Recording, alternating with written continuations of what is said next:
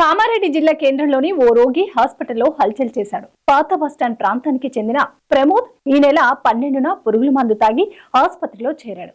కళ్ళుకు బానిసైన ప్రమోద్ పిచ్చి పిచ్చిగా ప్రవర్తించడంతో కాలు చేతులు కట్టేసి అతనికి చికిత్స అందిస్తున్నారు. బుధవారం ఉదయం అతను సీజర్ పట్టుకుని హాస్పిటల్లో తిరుగుతూ అందరినీ బెదిరించాడు. అప్రమత్తమైన సిబ్బంది రోగిని పట్టుకుని నిర్బంధించి తిరిగి చికిత్స అందిస్తున్నారు. పోలీసులు అక్కడికి చేరుకుని ప్రమోద్ కు కౌన్సిలింగ్ ఇచ్చారు.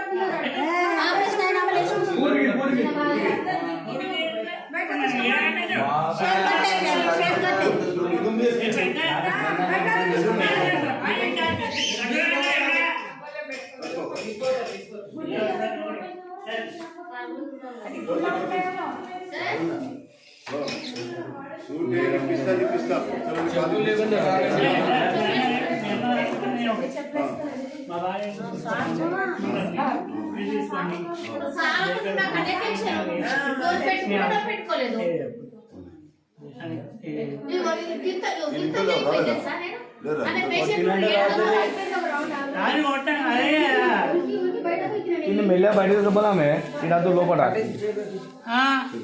లోపల బయట